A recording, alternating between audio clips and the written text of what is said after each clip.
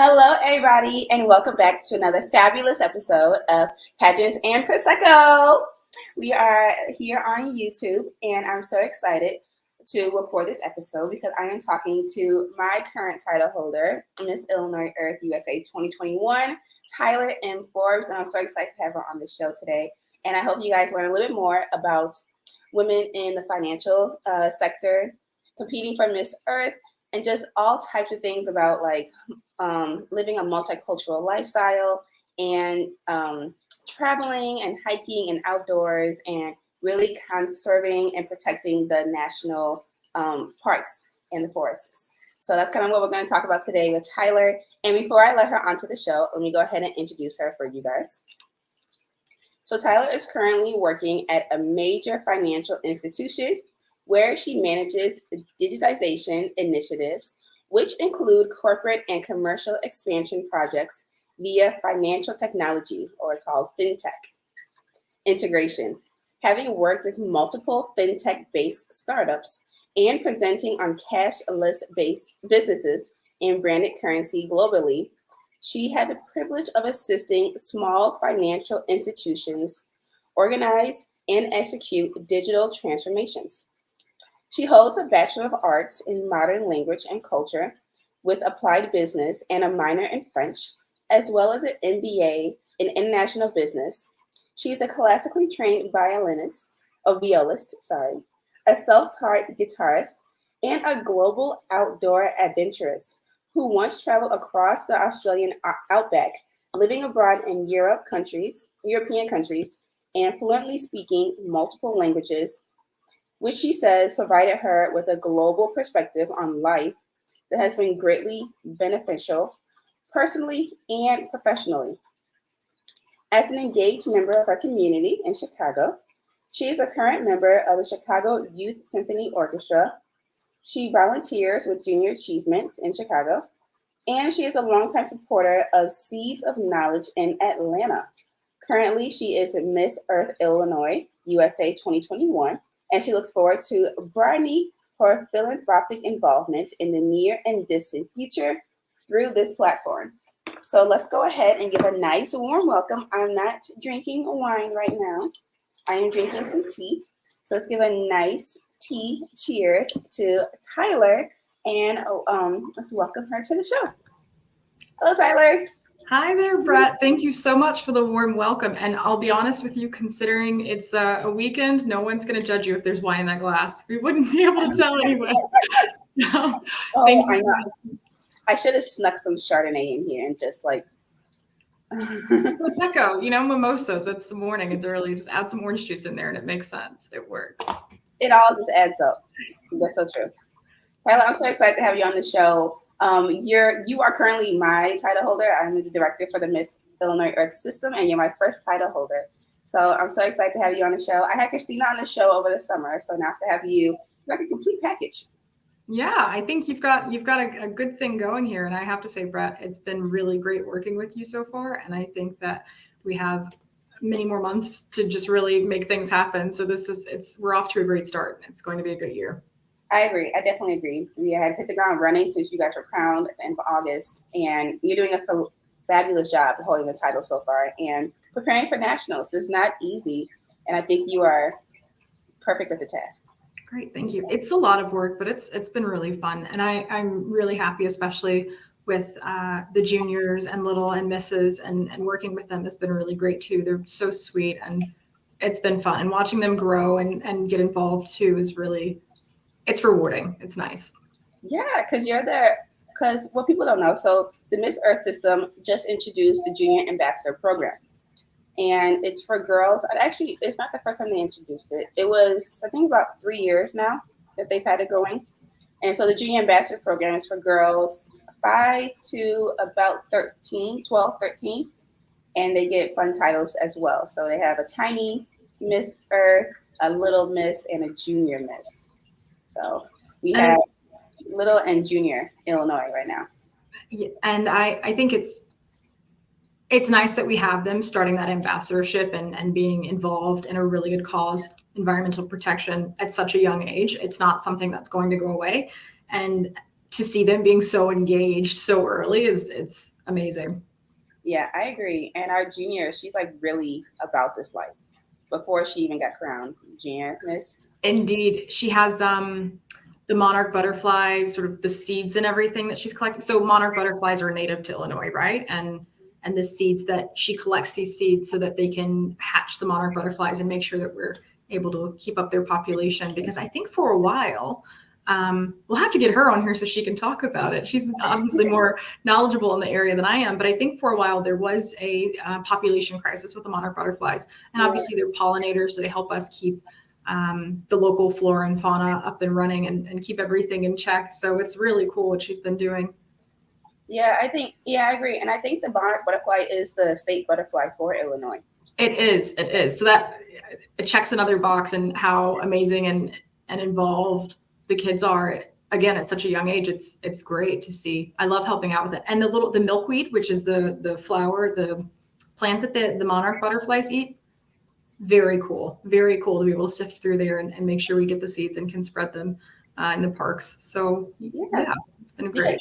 Because you actually helped her put the milkweed into bags. What were you guys doing?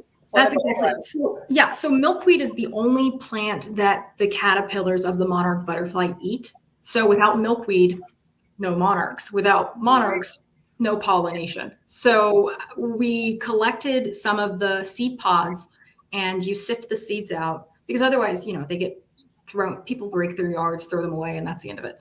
So we collect the seeds and put them in these little baggies. And then she has parties and events where she invites people to come and help her collect those seeds and or take them home and be able to spread them in their backyards or in the parks near them. And so, we sifted through and put them in the bags and attached a little note so people understand the importance of the work that she's doing. And it's really fun.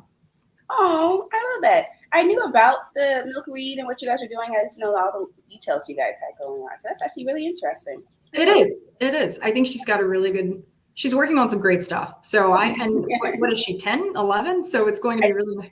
I think she's 12. Okay. I wasn't collecting milkweed seeds at 12. So I think it's great that she even has that knowledge base to start with. I agree. But going back to you, what were you doing at 12? Because I know that you lived in quite a few places. I know you lived in Spain. You were studying in Spain, and you lived in Atlanta at a little bit. So can you tell us a little bit more about your childhood and how you grew up? Yeah, I was always outside, just point blank. My parents would basically have to beg me to come inside. It was like beeline from the bus, just throw the backpack down and head right back out so I can just, we had, absolutely, to be outside. We had our backyard was pretty big, but just behind the backyard was this sort of open forest that we could just hang out in. And that was like a playground. It was like Disney World for us. So we would just spend hours out there and there were so many cool bugs and you find bunnies and there's deer and it was really fun. And I think that's what started early for me, my love of being outside in nature and making sure that we can preserve it. Because now that I live in a city, I kind of have to make an effort to go find I just want to walk in a forest today. So, it's important that we keep those parks up and that we keep national parks, especially up and we're maintaining them and making sure that people have them for generations to come to enjoy because it's so important. It's not just recreation, but it has so many positive beneficial health outcomes of being able to be in nature. So yeah, I think it's great. It's great that we have them and we have to keep protecting them for sure. I feel like everybody who grew up in the 90s kind of have a same story. Like we were always outside until the lights came on, street lights came on. Yeah. And, we would play kickball, you was a real tomboy. Life was just so easy back then. Yeah, it was. What's funny is I don't think anyone that knows me would ever describe me as a tomboy, but kickball, outside thing, everything, and I say this only because I was right there in it with everybody, but I would never wear pants. That was my thing. I was like, nope, I'm wearing a dress and I'm doing cartwheels and I'm climbing trees and I'm riding bikes and no one's going to stop me. And I think even in a way today, that's still the case. Obviously the dresses are different, but I'm still, I think that's great. So everyone would, have their sneakers on and I'd have my sneakers on too, but it was a dress or a skirt. That was it. And my mom couldn't understand it, but it was fun for all of us for sure. Oh my God, I love it. So was all this in Atlanta when you were going through this? Yeah, so my formative years, I was born in Tennessee. My formative years, we moved there for my dad's work when I was around 10 or 12, something like this. Those were spent in Atlanta.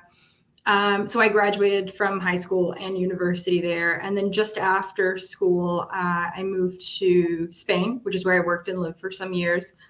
That was a great experience. It was kind of on a whim. So that's another story we can get into if you'd like.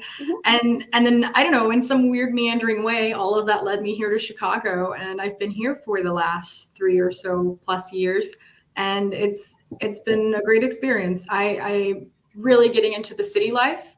Um, so I think my first experience, my first exposure to living in a city, funny enough, was in Madrid. So I thought, okay, this is what it's like living in a city. But now, obviously, it's very different from living in Chicago. So it has its own, perks and benefits from being here too. It's been good. The cold weather, I am still out. I'm still, it's still out for debate on me with the cold weather. But at least the bright side is I've gotten a really nice boot collection since moving here. That's true. You need the thigh high boots, not just knee highs or calf high. You need thigh high boots. Exactly. Yeah. My boot collection is something fierce for sure. So and that's the one thing I look forward to with the winter. It's like, oh, am I going to wear these black thigh? Like I do have a few thigh highs too. It's a whole thing. So yes. Well, welcome to Illinois and Chicago. And I'm glad that you came because I wouldn't have a title holder if it wasn't for you. Yeah, well, I'm happy to be here. So thank you. And you, Brett, you've been here for some time, so you have to show me all of the fun things I'm missing. I'm sure there's some stones I haven't turned over since I've been here. Yes. So. And you're in the city. So you need to people who live in the city of Chicago don't leave the city of Chicago. It's really not a need to. But once you leave Chicago, there's a whole world, a whole state open. Which I find so hard to believe. No, I do. I very much am in my. I've seen this about Chicagoans in general. We're very well, this is my 8 block radius, and I have no intention of leaving. Why would I do that? So I have friends that live in Evanston, and I try to get them to come in the city, and they're like, that's so far. Why would I? Why would I go to the city? Yeah, well, more or less, right? And then when they ask me to come to Evanston, I act like it's a weekend, like a day trip, like I'm going to be there for pack a whole bag and get some snacks and get ready for the journey. So you're definitely right. It is very. It's all encompassing. What's that? It's all encompassing. Living downtown. Yeah, it is. It has everything I need. But there's some really nice. I haven't gotten down to Starved Rock yet. I think it is, but I hear it's really beautiful. So that's on my to-do list. And then even south, there are some really beautiful forest preserves and nature preserves that were set aside by the city. So I'll have to put them on my to-do list to go and check out soon. You should. In Southern Illinois as a whole, we just have a new Mrs. that was crowned, but Southern Illinois is almost like it's not mountains, I don't think. I'll have to know the groundscape and how the Appalachian kind of trails off, but there's really, really big hills in Southern Illinois. And then it goes right into Kentucky. So I'm not sure if they are baby mountains going into the Appalachian or what's going on down there, but Southern Illinois is very, very hilly, very green space. It's like a whole different state. It's a whole different state. Okay. And it's very peaceful out there. And people down there have accents. So you start becoming Southern. Okay, right. You were like, okay, we're definitely out of the city. We're heading south. Things are changing. It's warmer down there too. Okay, well, maybe that's the draw that I need. That's all I needed to say, Brett. You just leave with the warmer weather, and I'm done. Signed, sealed, and delivered. See you there. Yes, I'll get you down there. We'll get you down there. That would be great. So you mentioned a national park, and I know that's your personal platform. So can you tell us about your history about being in outdoors with women, and why the national park and preserving, protecting national park is your platform for this year? Yeah, great question. Great question. So just as I mentioned before, we have to be able to save these green spaces for use, right? There's so many good reasons. One of many being just so we have them so that people can enjoy those spaces. Very base level, right? But I, in a lot of ways, I've been sort of pushing that forward. I've been working with SOW for years. They're based in Atlanta, and we raise money to be able to build these water towers so that we can help make sure that we're recycling rainwater and being able to provide that water for crops and keeping, the ecosystem going there. But all of that to say, I think that being able to find more ways to educate people on the importance of having these spaces is really what I want to be able to push for people. So, and I say that because out of sight, out of mind. If other people like me live and work in the city and don't leave, why would you even find the importance in something like making sure that we have those green spaces for use and protecting them? So a lot of the work has been educational, like, hey, these exist. Here's why they exist. Here's what's good about them. I mean, there's health benefits, right? Like people are happier generally when they have green spaces near them. It's better air quality when you have more trees and more plants. The water tables are in better shape when you have those plants filtering out things in the soil and the rainwater. So, I mean, the benefits go on. I could just keep listing them out, but we'll be here for an hour or so. So I'll just like curtail it there and say the work I've been doing is a lot of educational, and the impact of what we're doing has the repercussions of what we're doing allows people to be able to use those spaces and sort of permeate and let other people know, hey, this is a thing. I think it catches like fire and allows other people to see the importance too. I love it. I never really thought about like protecting those spaces. 'Cause I feel like there's not a lot in Illinois, and like living in the city, so I never really like thought about it. Whenever I think about like doing something green in Illinois or like the city life, it's always like recycling because I see a lot of obviously trash on the ground and stuff like that. Mm-hmm. So for you to take on this platform to let people know, like not just one that we have these forest preserves and these national parks that are designated spots, like what president was it? Teddy Roosevelt? Yeah, that's a really big one for sure. Well, even just simple stuff. I was in Yosemite a few years ago, and this is why I say the education piece is so important. Okay, fine. People go to the parks, that's great. But simple things like take the trash that you bring with you back, recycle that trash. People, it makes sense. Why would you know? If someone doesn't tell you, you won't know to do this. But take the trash with you because either it gets cleaned up or some poor animal eats it, and now we have a bigger issue on our hands, right? So, it's just being able to have that little piece. I think helps it so that we can all enjoy it a little longer and a little better. Is the idea. And I know you have a lot of experience being in national parks from hiking and just from doing all types of adventurous stuff. So, what got you into hiking? And because you mentioned you was in Yosemite, were you there on a hiking trip or were you visiting the water sprout? I was doing everything. Yosemite, I remember the first time I went, coming around the bend into one of the entrances. I'm not sure which one we were coming in, but one of the entrances, you come around this bend and there's this huge rock that you drive past, and then you see this waterfall as you're going. And I mean, my eyes were just so wide and my mouth was probably open, like agape. Someone's like, okay, close your mouth now. But it's like Disney World for me going and being able to just be in that sort of pristine, unadulterated nature landscape. It's beautiful. So yeah, I love hiking. I got into it, like I said, really young age. Actually, I'll backpedal. So loved outdoors when I was a young girl. When I was in college, I started leading hiking and rock climbing trips. So I had my wilderness first aid. We take people rock climbing and teach them, pack in, pack out. Here are the ropes, the basics 101 for being able to responsibly enjoy these beautiful spaces that we've been gifted.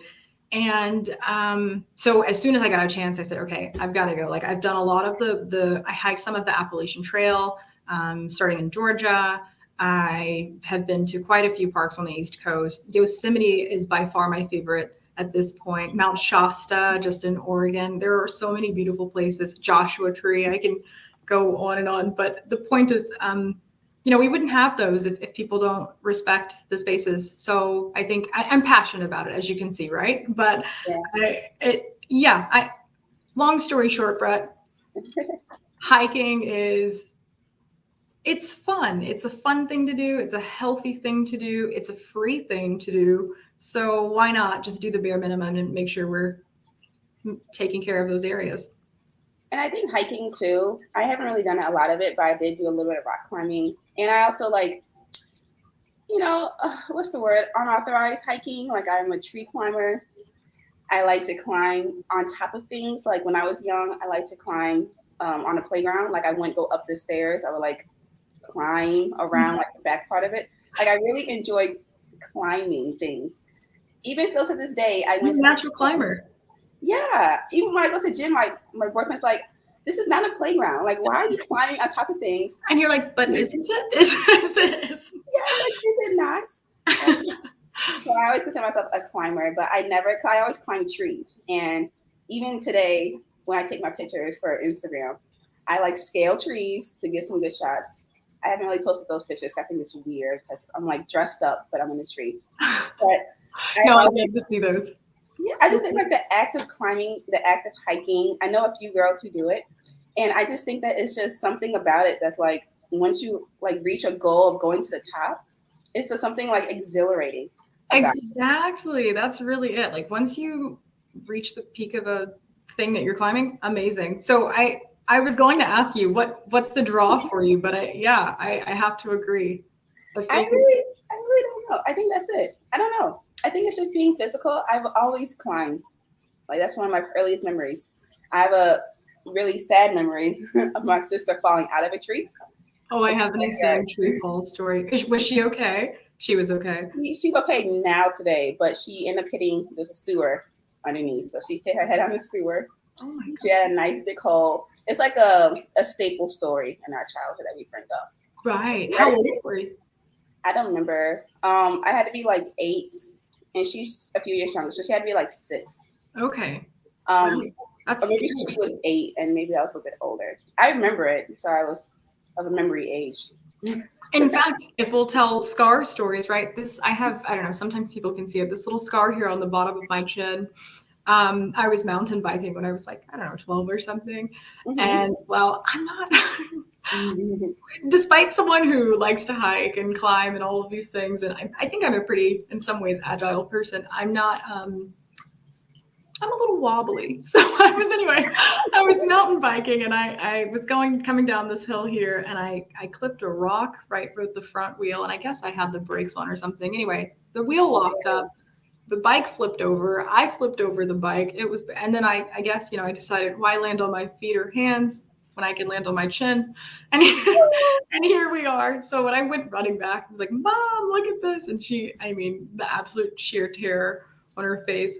And it turned out to be, I think it was like 36 stitches. So it healed up pretty Oh well. my gosh. Yeah, it healed up really well. And I'm sorry, Mom, if you're seeing this. I do apologize for that.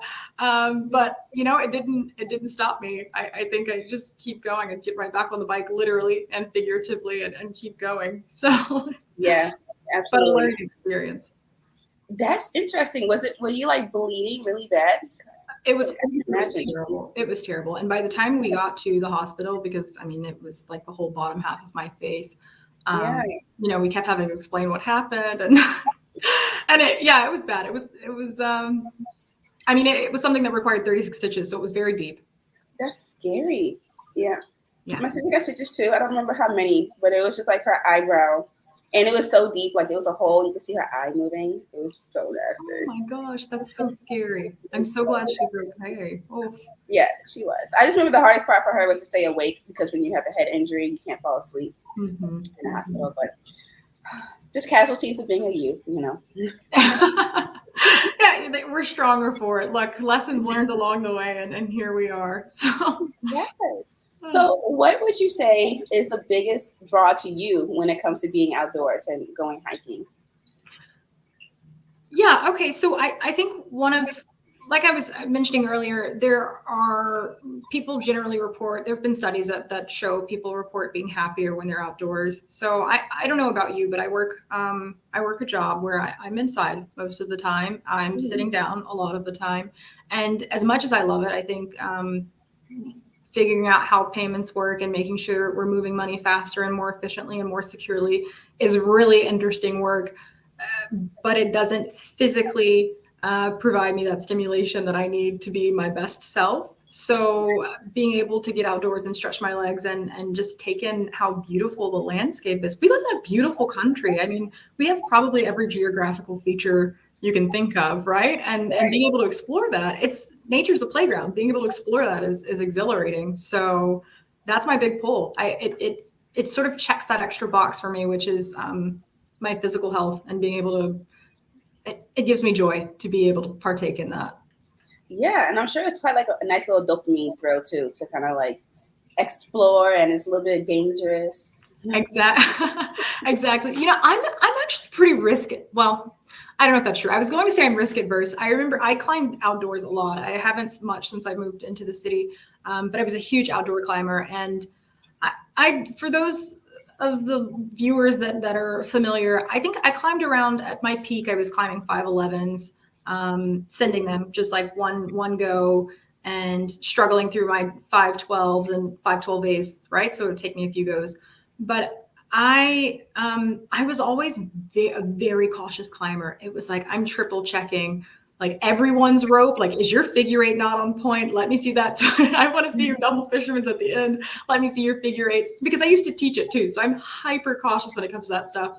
Trad climbing for me was always really scary because I mean, it has its own levels of risk that are involved. And so, yes, all of that to say, I loved climbing. I do still love climbing, but even in those I've climbed and hiked with people that aren't as risk adverse, and it sort of put in perspective for me what I'm comfortable with in those spaces and what I'm not comfortable with. So I do like a little bit of adrenaline, but controlled adrenaline. I love that. So what is 511 and 512? Is that like a height, or is that a certain type of? It's a climbing grade. So I think it differs. There's a European version, and then there's, I don't know, when I was climbing, there are different grade sets, but the simple version is, I think it's about 4. No, let's see. Maybe 4s are straight, just sort of vertical. I haven't had to think about this in a while. So let's do it this way. 5-4, you can think of it as, if you're going vertical, it's essentially a ladder. You've got footholds are abundant, handholds are abundant. You're just going up. Easy peasy. Right, exactly. Handholds are bigger, they're more frequent. And then as you go up in that grading, you start seeing things like 5-7. So okay, it's still pretty simple to do, but as far as sport climbing goes, we're talking here. So it's still pretty simple to do, but you start seeing like, oh, okay, I have to think about where my next hand or foot is going to go. Be a little more strategic. And then as you get to where I'm maxed out is like 511, not doing much better than that. 512s I can struggle through. Those are a little more difficult. So you still have handholds. Sometimes they're a little smaller. Sometimes they're interestingly placed. So you have to be really strategic with where you're putting those hands and feet to make sure you're not sort of boxing yourself into a corner. I've had to down climb a few times to sort of meander my way back around some pickle I put myself in. But I think for me, when I start, and then it's a little more physically, it requires a little more physical endurance. But then you start seeing professionals climb around 512s like it's cakewalk. And from there, I think there was some 13-year-old girl a few years ago who was climbing at 513s, which I'm not sure because I'm not that involved. I feel like they extended the climbing grading to include those. So then you get 513A through D or something. Yeah, that's above my pay grade as far as climbing goes, but it's interesting stuff being able to. Wow, I didn't know it was like that deep. So the 511, 512, that's like the most difficult climbing you can do. For me. There are other people who look at them and laugh and keep going. Me, that's not it. That's where I'm maxing out, is around there. But yeah. Gotcha. So when it came to that movie, 27 Days, where the guy got trapped because he was stuck. I think I have that book actually. I read it a few times. Go ahead. I got excited because I'm familiar with the story, but please continue. Yeah. Well, I just want to know what kind of climb was that he was doing? So he was it's not climbing. So he was doing a lot of rappelling, which is kind of the opposite of climbing. So he would sort of like go down into these caverns and caves. So they would you affix your rope and then descend into whatever crevices he was climbing in. And I think it's been a while since I read the book, but I think what happened to him, whose name I don't remember at this moment, he he was climbing, and his rope was attached to a not that fixed boulder. So, and I think, I'm not sure, somehow the boulder dislodged, which is amazing if you think about it. That rock has been there for thousands of years, and then he came along and managed to move so, right onto his arm. So that's more repelling is the answer to your question. Amazing story though, really. He's an interesting guy. Yeah, and I think it was really sad because he lost his arm, right? Not to be too vulgar, but he to get out of that situation. So for people who don't have context, this is 27 Hours, I think is the name of the book and movie. It was 27 days, I thought. Yes, it is. Okay. It is. 27 hours would have been one thing. It's 27 days, exactly. More than one day, I'm pretty sure. It was. He was there for a while. And so what happened, the abridged version of the story is he was rappelling into this canyon. A rock moved and pinned him to the wall with this huge boulder. It was a boulder. It pinned him to the wall, and he was stuck there. And he was pinned by his arm. And so, he had to survive, and he kept trying to get people to come. And I think there were a few close calls where some people were nearby, but they ended up not hearing him or finding him. And eventually he has to facilitate his own escape, which I will leave that to your imagination, how he did that to avoid being too vulgar. Yes, the plot twist. We'll just save it for the movie. Don't want to spoil it. Yeah. So, but it's definitely, that's kind of the point I make about being risk adverse when I'm outdoors. I love being able to explore these areas and try new things, but I would hate to put myself in a situation. Obviously, no one does it on purpose and accidents happen, but we try to plan ahead and avoid them where we can. Do you see a lot of women out climbing with you? Is it an environment where a lot of women are a part of? Good question. I think that when I started, I think there is. It's a good community of people. And, like all things, it's about what you make it. I think that I did have a good group of girls that I would climb with, and they were a fun bunch. So, wherever you go, you can find your tribe. Yeah. Okay. I asked because the people who I know who are climbing are women. So I don't know if that's like a lot of women just happen to find this sport and just like go for it, or what's to it. But I know a lot of women, well, the people who I know who climb are women. Like I never really hear guys talk about it. Mm-hmm. Well, that could be, just context, right? Like you have a lot of friends who, and the pageant world, and here we are. I think that especially in the last few years, there's always been women climbers. I'm thinking about when climbing kind of started, the pinnacle of American climbing was in Yosemite Valley, and there was a good group of women there that were sort of at that birth of the sport for the United States. But what I find is that like I said, it's what you make it. So that's really I love it. So let's talk about the pageant, because that's why you're here, obviously. What drew you to the Miss Earth organization? Great question. I think that it's pageantry, which I've found I loved, but also it has a little something more. And these are things I was doing already. And now I have a platform through which I can share them. So those beach cleanups or sand dune restorations that we organized earlier this year, I participated with the Shed Aquarium, environmental education. So being able to get groups together and just explore nature and learn about the local plants, or pack in, pack out principles, or even just simple stuff like recycling. Like, here's how you do it effectively, right? We can just throw our plastic in. It's stuff I was doing anyway. And Miss Earth gives me the ability to expose these things I'm passionate about with a greater audience. So that was the big pull for me. I love it. And sharing it, if I can add on there, thanks, Brett, and sharing it with other people who feel the same way. And I think that's really amazing that we have this.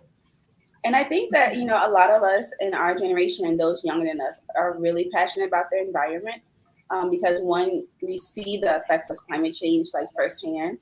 And you would think some old people be involved too, because they probably saw their land, nice and dry, or nice and covered with water, and now it's dry. Like they probably actually saw that in their lifetime. But I think when it comes to like millennials and Gen Z, and I think the next one is Gen Alpha, I Mm-hmm. think that they're really involved because they see like true devastation. Like when I lived in Hawaii, I saw like it was nice beaches, but there was plastic and pollution all over the beach. And it's just like, really? Like that's what you guys did in Hawaii? Like at this, Yeah.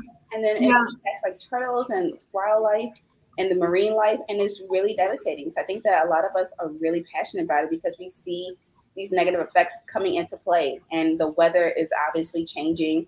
There was one winter, I think last year, or no, it wasn't what, it might have been in 2018, where it wasn't cold like in Chicago at Mm. all. And then in 2019, we got hit with the polar vortex, and it was negative 40 degrees. And I don't really remember last year's winter. It's kind of a It's blur. hard to ignore. It's hard to ignore. Like, It is. how can you say that? Even, okay, for some people, climate change is a debate. That's fine. Setting that aside, why would you want to live in an environment where you cannot go to enjoy the beach because it's covered in plastic bits or Exactly. trash, right?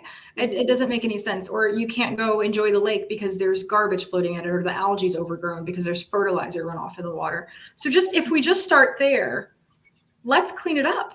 And I think that a lot of the reason why there isn't more, and I think that we're doing a lot. I think there are a lot of people that are very passionate about it, and there are many movements headed in that direction.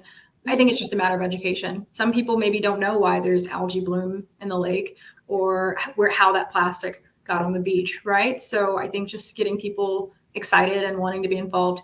And the the beach in Hawaii, I think it would be really cool because I've seen this in a few places. I mentioned briefly, I did a beach cleanup here in Chicago on 63rd Street Beach. I found so many cigarette butts and little bottle caps and things. So I think it would be really cool if we could get together a big sieve sort of thing. I saw one somewhere someone did in the Pacific. I think they were in Australia or the Philippines.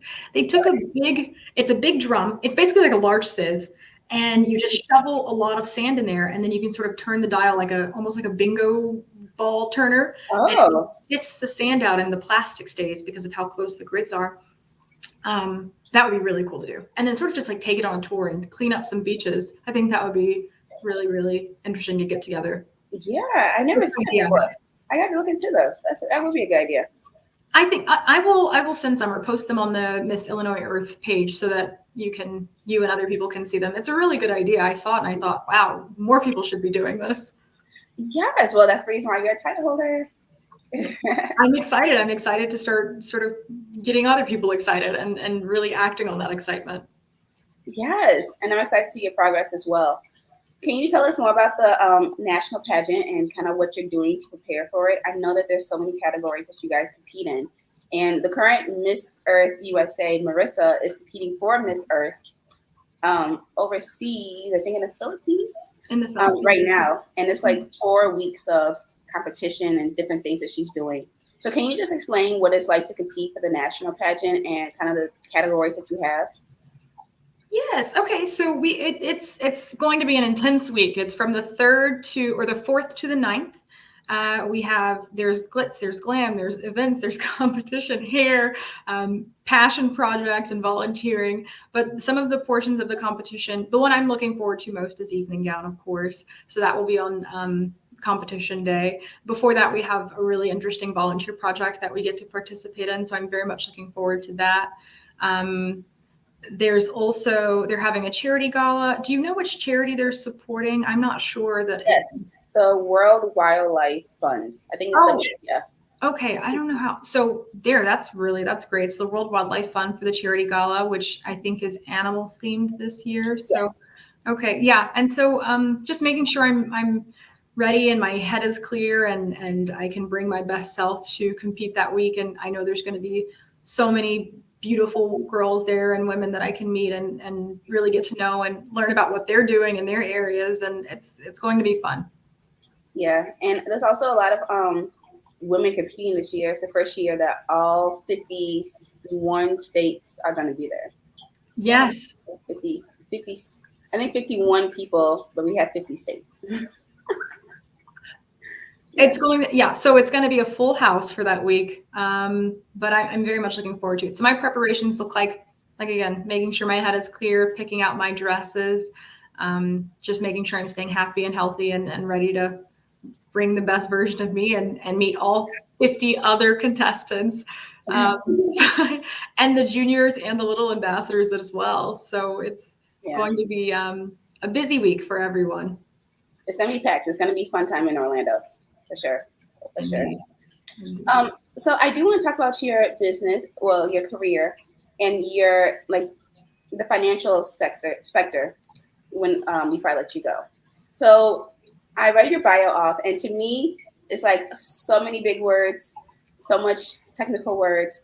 I am not someone who is. I just really got into money and like looking at my money. I mean, I've always been like, I always had a job since 16, but I never actually like saved money and like made another bank account and started like really like investing my money until 2019, Mm-hmm. 2020, until recently. So I know you work at the bank, a really big bank.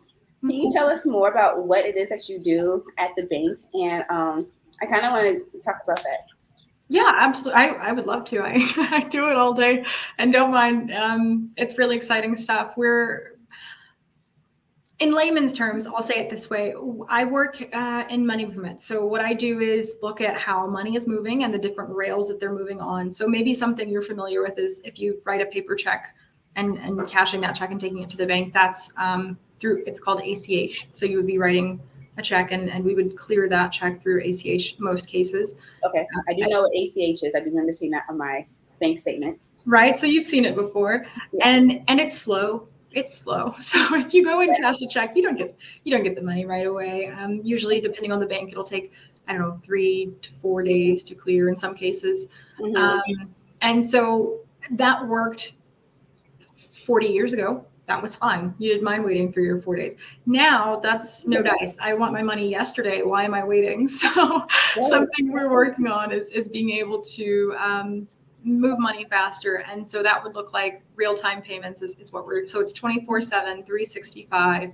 You're able to move money from account to account, which is great for a lot of reasons, especially when we're looking at things like earned wage access. So if you work, or gig economy. So if you work, maybe you're a server in a restaurant and you work that day and you make your tips and you want to leave with whatever it is that you would have earned that day, they can pay you that day your wage, that salary, plus the hours, times the hours that you worked, and it would hit your bank account same day. So you can go off and do whatever you need to do. And I think that's really important when we're talking about certain demographics and certain communities and just being able to manage and have your money faster. It's the way that the world is moving, everything goes more quickly and we want Right. to be able to have and control our money. So that's really important.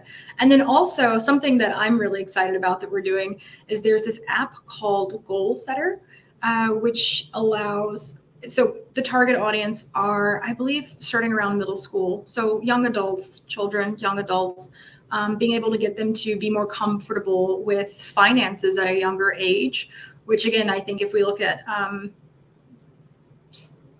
younger people are not having that same amount of access to financial education. So we want to make sure that they are starting off on a good foot. So being able to use Goal Setter to set saving goals and look at percentage rates and just understand how they can grow their money and work with it over time and get their money to work for them instead of working so hard for the money, right? So just being able to Right. encourage a new generation through that app to make better financial decisions for their future and generations to come. What is the app called? Goal Setter. Oh, cool. Is it already up and running? Is it launched? We're doing a pilot right now internally. I'm not sure. Let me get back to you on that, Brett. The app is, I believe you can download it currently today in the App Store, but some of the features are being piloted. So, but I'd be happy to follow up with you about that as well. Yeah, Yeah, absolutely. that's interesting because I feel like a lot of women are, well, at least when I watch TV, some TV shows I see, women are really afraid to talk about money because it's like the man's job and they don't have any control over it. And I could think of 3 examples of women that I watch on TV. Um, 2 of them on reality shows where they said that they don't know where their money, like they don't know what bills that there are. And the one I'm talking about specifically is Erica Jane of Housewives of Beverly Hills. I don't know if you're a Housewife fan. I've heard of. I'm familiar with the show. And so she's getting a divorce, and she met her husband. They got married at 27, and he was 60, I think, at the time, because he's like 80. I don't know how old she is now, but he had all the money, and obviously she was a server. She was young, and I think she had a kid. So now they're getting this divorce, and she's like, I don't know, and the part of the reason I don't know why they're divorced, but so Tom, her husband, was a lawyer, and he was like a settlement lawyer. So he was getting settlements for these victims, and he used their money and gave it to Erica, his wife. So she had all this millions of money, which was supposed to go to the victims of these lawsuits. And so she's like, I didn't know where this money came from. I don't know how Tom got his money. And they're like, he's a lawyer. Like, lawyers don't make that much money. Like, you are obviously on a private jet. What lawyer do you know is on a private jet? Like, and it's like, oh, I don't know. And so then, like, people are like accusing her of knowing that he stole the money and all the fun stuff because of whatever. And some people are like coming at her because, by association, she's just as guilty. But during the reunion, people are on Twitter, because I'm a big watch TV, see people talk on Twitter. Mm-hmm. And they were saying like she's not, like, they really believe her. They saying that she's not a victim. She's a victim just as much as everyone else, because she just was not smart about her money. And mm-hmm. they use other words to describe her. But when she described it, she's like, I was 27, the power struggle of being with the older man. And she's like, I just simply did not know what bills to pay. I don't know. Tom did everything. And like, he just paid all the bills, and she just didn't know. So now she's getting a divorce. She doesn't have any money because technically it's all his. Even she gave her checks from being on a housewife to him. Like the show from Bravo, she gave her checks to her husband. And so now that she's on her own for the first time as an adult, she doesn't know how to move around. So people are like, you got an apartment for $10,000 a month. Why would you do that when you have to file bankruptcy? And she's like, well, I don't know how much I can afford to rent. I just know I have $10,000 every month. And they're mm-hmm. like, girl, like, how are you? Yeah. Have all these accolades. You're on Housewives. You're 40-something years old, and you just don't know how to use money. Mm-hmm. And there's actually another housewife, too, on Potomac, and they mention money all the time because she's from generational wealth. So her mom has money and passed it down. And so they always ask her, like, did your mom pay for this? Did your mom pay for that? And she kept saying, like, no. And then people are like, why are you guys coming at her? Because her mom has money. And she's like, I hate. And then the girl says she hates talking about it because it's just like, it makes her uncomfortable. And mm-hmm. then the last person I know is a fictional person, but on Blackish, Bo, the wife, there's an episode where she had to talk about money. And she was like physically like breaking out in hives and like sweating. And then like she went to her mom, and her mom, she grew up like a hippie lifestyle. If you watch the show, she's like a hippie. They grew up on a compound. Mm-hmm. So she grew up in that kind of life. And so she's like, I don't want to, she's like even talking about $1. And it's Tracy Ellis Ross, the actress. But she was like sweating, and she was like breaking out whenever they asked her, like, do you have $5 or how can you pay? And she just did not want to talk about it. So she had to go to her mom to realize that her mom never talked about money with her. So that's why she doesn't worry about the money. And she's an anesthesiologist on the show, and her husband works in advertising. So she makes a lot of money. But she was like, it was a whole episode about women and money. And she was just like sweating that she just like really did not know, and she didn't want to talk about it at all. So what do you think is the biggest holdup when it comes to women and money and kind of like really controlling their finances and their financial future? Mm-hmm. I think that last example you gave is, it's a caricature of the situation, really. It's our family, our mothers, our family not talking about money, and then carrying in some way those same unspoken rules with us and then passing them on. And it's, well, you need money to do everything. So it does no justice to anyone to not discuss these things. And if you sort of kick the can down the road, you may end up in one of those other two aforementioned situations where you're literally left holding the bag, and you have to say, well, now what? Because I didn't learn these skills before. And what happens is you either learn them early on or you're forced to learn them later. And I think it's much easier to learn them as you're growing and getting more money as your net worth accumulates over your lifetime, rather than having to do it sort of on the back end. So I think that, it's unfortunate that, and I think it's not an uncommon story. We hear it a lot, right? It happens. Yeah. But it's one of those things. The cavalry, I always say the cavalry isn't coming. So we just have to put on our big girl boots and talk about money. Sometimes it has to happen, like what percentage are you saving? What's your savings looking like? Like how much are you saving? How much are you spending on essentials versus needs? How much are you putting aside? Do you have a 401k? Do you have a Roth IRA? Or what are the percentages you're getting back? What's the APR on your credit card? These things matter. And and that stuff, maybe it's a small choice. I got this credit card, but it has a really high percentage rate, something small like this, or I took out this mortgage, but it didn't make sense because of the value of the home, whatever it happens to be. Those small choices turn out to be very large ones when we look back and reflect on them. So we have to talk about it, and you don't know what you don't know. So you have to ask and we just learn along the way, because otherwise, but it's just not good, right? Like we don't want to end up in any of the situations you described. So absolutely, it's important that we take a deep dive on these things as soon as we can. Yeah, and I think that app will help too, like just to help the next generation as far as like getting their money together.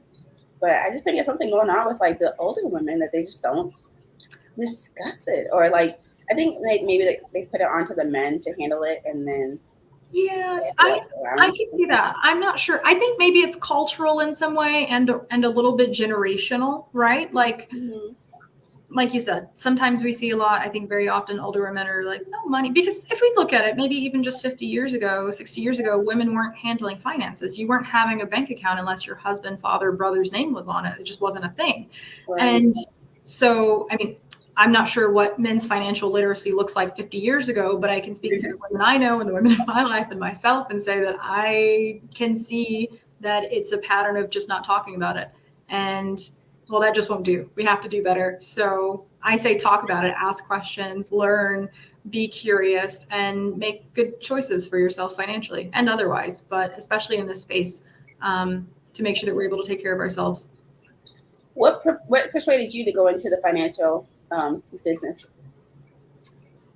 It's a great question. I'm a seeker of knowledge. And it's something that I think I wasn't that knowledgeable on. And I thought, I want to know more. I want to learn. What am I missing? I feel like there's something over there I'm not seeing, and I want to know what it is. Right. So I think that was a big pull. And then I fell in love with finance and working in financial institutions and banking. And I think what we're doing is really interesting. And it's how can I say? I like being, especially since I'm working in financial technology, we're very much at sort of the spearhead of the future of financial institutions. So being able to help create the future for finance, I think is, it's rewarding. It's really exciting to be a part of. I love that. Creating a financial future for finance. Yep, exactly. We're building the future right now. We gotta write that down to use it for your interview. Take some little notes here. I'm gonna put it in my notepad for later. Yes. Well, Tyler, before I let you go, I always like to ask my guests for a few things before you leave. Some parting words. So for one, do you have any books that you can recommend for our listeners? Anything that you're reading currently, or anything that's inspired you in the past that you can let us in on and give us a little bit of that knowledge that you have in your head? Boy, I have a lot of favorite books, and I keep them all here. I have this little coffee table bookshelf thing. I keep them all here. Well, you can go reach for one, and then I'm looking right now to see which one will be the lucky winner. I recently, so a favorite of mine, I will say, and I'm not sure if there's anything to take away from this, but a favorite of mine is Anna Karenina. And actually, there is a takeaway. I think I've read it 3 times now, and every time I read it, what is it called? Anna Karenina. I'll grab it. Let's see. Oh, here we are. It's a behemoth of a book, but it's a really good one. So it's Anna. Can you see that? Let's see. It's coming a little bit. Anna Karenina, Leo Tolstoy. This is the okay. And it's sort of the same vein of the financial literacy thing. It takes place in aristocratic Russia in the 1800s, and this woman and her husband become estranged, and she attempts to start a new life, and it doesn't really go well because she's completely dependent both financially and socially on her husband. It's not really looked well upon at that point. You can't get a divorce. It's not an option, right? Yeah. And so every time I read the book, I see it, I'm in a different place in my life and I see it from a new perspective. And it just gives, it's a good novel. It's really well done. Leo Tolstoy is a great author. So if you haven't read it, I 10 out of 10 would recommend it. And if you're not, let's see how many pages it is. Wait, can you spell the last name for us? Because some people are listening. Tolstoy. So it's Anna Karenina. So that's Karenina. And Tolstoy is the author. So I'm trying to see if we can. Yeah. Leo Tolstoy. Okay. Yeah. And then another one go ahead. That's a thick book. It is thick. That's what I was saying. And if you're not so keen on reading the book, there is a decently true to text version of the book, true to text movie. Yeah, it's 817 pages. It's a decently true. I think they did a pretty good job. I'm not sure of the actress's name, but she's pretty famous. I can look it up for you. Yeah. Is the movie called the same thing? It is. Okay. Mm-hmm. It's got, but it's Keira Knightley. That's her name. So she's the main actress. She plays Anna. That's a good one. And then, I would recommend reading it. It's a favorite of mine. And then one I mentioned to you earlier was I'll just grab it. A Long Exile. Let's see. So here we are. This one is The Long Exile. Much smaller, so fast to read. It's by a woman named Melanie McGrath, and it follows the story. It starts with following the story of a man whose surname is Flaherty, and he's an Irish-American adventurer, and he goes to the Arctic North and Canada to learn about the Inuit people that are living there, and just sort of he makes this adventure movie, and it gets really popular.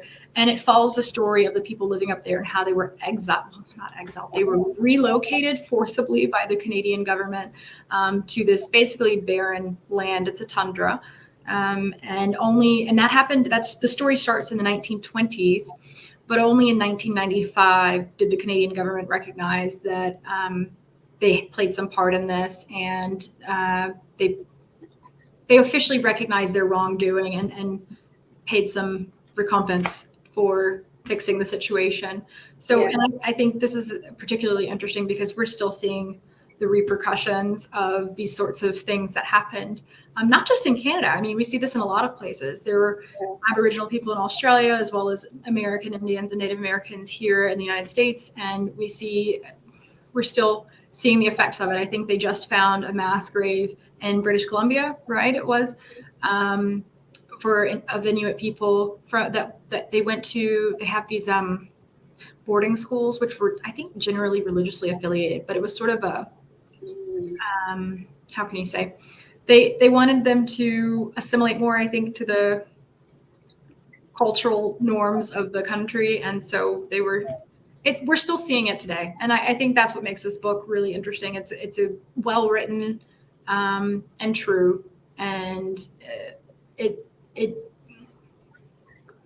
it a sad book? It's not actually. I mean, it is. It has obviously sad moments because the overarching theme of the book is sad, but I think it does a really good job of not being sort of finger wagging is what I was trying to get at, right? It says, hey, this is a story. This is a story of a community, and this is what happened. But it follows their lives and the ups and the downs and the fight to get justice. So yes, the story itself is not a very happy one per se, but I think that they do a really good job of portraying the wins and losses along the way. I love it. Okay. All right. I'll put those two down on my book list. Maybe I might watch the movie about Anna. It's a good movie. It's a long movie, so get the popcorn, maybe make it a 2-part session thing, but it's worth the watch. Perfect, perfect. And then lastly, before I let you go, I do want to know, do you have any words of affirmation or a quote or a phrase that you use every day or regularly to kind of get you going or anything to kind of leave us on positive notes? Yes, yes. And you sort of, I'm sure I threw you off the rails there because it's like we can talk about books and financial literacy forever. Probably went over time for you, but some parting words I have then would be, and everyone I know, everyone that knows me has heard this 1,001 times, and I am so sure that they are sick of me saying it, but it's words I live by, and it's the biggest room in the house is the room for improvement. And that just means to me that every day is not going to be perfect. Every day is not going to be exactly as I planned, but every day I can do better. So that's the goal. It's just everyday growth, personal growth for me. Well, I love it. Thank you so much for joining us on the podcast. And how can people find you if they are looking for you? Absolutely. So Miss Illinois Earth is the Instagram. Go find it, follow it. I'm always there, and you get to just see what we're up to every day with at Miss Illinois, and really learn about all of the good work we're doing. Perfect. Well, thank you so much, Tyler. I do appreciate you joining us on the podcast, and I will always talk to you because you're my state title holder. So I'm really appreciative for you hopping onto the show and to talking to us about hiking and finance and just letting us know more about you. Oh, wait, I wanted to ask you, can you tell us a bit about your adventures in Spain before I let you go? And what Oh, brought you to Spain? I think I want to mention that. I missed the second half of your question. What But brought you to Spain? okay, yeah, I went there originally for school. I was only supposed, so I, I speak. I'll do an abridged version since we're wrapping up here. Okay. I went there originally for school, and I was supposed. It was a study abroad I went for originally, and it was supposed to be one semester. It turned into 3 years, essentially, is what happened. So I did my semester, and then I stayed for another year, and then when I graduated, I went back for my master's, which I studied and finished there as well. And then after that, I started working at a Spanish company. And that's actually what brought me to Chicago. They opened an office here in Chicago, and I came to be one of Oh. the first people to open the office. And that's how I ended up here. And that's my abridged version of how I ended up in Spain. So wait, I did want to ask. So Spain is on the same, almost the same latitude, a little bit, um, up here with North America. Is it the same kind of weather? Um, Yeah, okay. So it as Illinois, I would say no. I would akin the weather a little closer to that of Atlanta, except less humid. So humidity is a lot less. So it's, we have really warm summers, long days. There were warm summers and long days. And then obviously winters, sometimes it could snow, but it's a pretty rare occurrence. It doesn't, I wouldn't, you're not going to have the white Christmas. That's not what Yeah, happens there. So, and I would say that probably the winter temperature doesn't get, we get negatives here. We get zeros and below. That yeah, would happen in Madrid. It would be a very rare occasion. yeah. I'm gonna say it because I always think of like Spain as like really, really warm. I don't know if I just always see it in the summertime, but I always think of like it's really warm, and I forget that people in Europe like um, have the same weather because on the same latitude, so it's like cold over Mhm. there. Like I never really Mhm. see Europe as like a cold spot place. Maybe like Right. Finland and places with snow. But I Well, you always don't think have, of winter. that makes sense. Finland is very much on my bucket list of places to go, but as far as Spain goes, Madrid is in the center of the country, and it's considered, it's Spain itself is a part of like what are commonly called pigs. So those that sort of are around the Mediterranean, it's Portugal, Italy, Greece, and Spain. They're all pretty warm Mediterranean, especially close to the water. But in Spain, if you go further north from the city center or from the capital, they have mountain ranges. And when you get up higher altitude, obviously it gets colder and there can be snow. And then further southern Spain, very warm, a little more, I would akin it closer to weather of Texas, right? And Mhm. then like South Texas, not like rolling hill country, but closer to the, and then Okay. and then also Spain has these some islands, so the Canaries, and those are a little more tropical, kind of like being in Florida or Cabo, if you could say those weathers. Yeah, they're pretty similar. Little humid, kind of warm. Yeah, but I would say that like probably a little less humid than Florida. Oh, okay. That's interesting enough. And then I also want to know, last question. So when you studied in Spain, did you have to know Spanish to really like succeed and do well? You know, that's a really good question. So when I first moved, I don't I when I first moved to I'm laughing because this is a funny story. And when I first went there, I was not even supposed to be going to Spain. I went, and my intention was to go and study in France because I speak French. I did not at the time speak Spanish. So yeah, I think that luckily there were some courses offered in English. They weren't all of the requisites, and sort of, they make you take a certain set of classes before you can take the other ones. So they weren't all in English. Most of them weren't. In fact, I think I had one class in English, and even then, my point is this: can you make it without knowing Spanish? Yes. Is that fun and is it beneficial? No. So I did very quickly have to learn Spanish to just really maximize my time there. And I don't think that I would not have gone back to do my master's there in Spanish in Spain had I not learned Spanish, and I certainly wouldn't have been working at a Spanish company.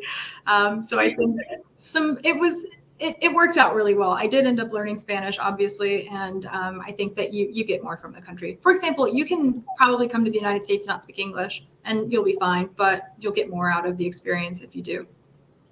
I always wondered that because when you say you studied there, like you have to be fluent in Spanish to really like study there. You know what I'm saying? I really never really knew that. Yeah. So when I when I first went, I think the only word I knew was "hola," which is very sad and kind of presumptuous on my part, or naive, because why would you not try to at least learn some basics before you go to a country that doesn't speak English? I, I don't know what I was thinking. I wasn't. I was, like I said, naive and just ready to experience something and see something new. And so I would say at about the 6 month mark, I started learning just some really basic things: hello, goodbye, and using them every day. Asking for simple things, and being able to say simple things, small monosyllable, like easy 5 to 7 sentences at about 6 months.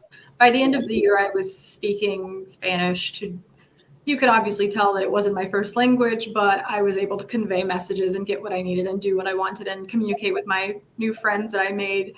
And then by the end of my time there, full time, I was leading meetings and going out and having a good time. And Wow. yeah, so I think from start to finish, it was about a 3 year journey to the level of fluency that I have today. Wow, look at you. So you're fluent in three languages, right? Technically English, Spanish, and French. Yes, yep, that's it. Mhm. That's impressive. Yep, Very yep. impressive. I'm always really keen to learn a new one. So I think Portuguese would be a nice like fourth one to add, or Italian could be fun because they're all sort of in the same language family, Oh yeah, Italian would be cute. Nice right? and sexy, a nice sexy language. Now and I'm a big foodie. So and Italy has great food. So if I can go there and order mi piatto in Italian, sign me up. I'm ready to go. Yes, yes. Well, I love it. And I don't want to keep you too much longer, so I will let you go. But thank you so much for joining us on the podcast. It was great talking to you. I learned so much more that I didn't know already. So I really do appreciate your time. And thank you again. And, we're going to get ready for this Miss Earth journey together. And then you're going to do fabulous on it, honestly, at National. I really do. That sounds awesome. I'm really looking forward to it. Thank you again for having me, and thank you for letting me meander with my words a little here and there. And it's been great working with you. And I'm really looking forward to nationals in January in Orlando. So thank you. You're welcome.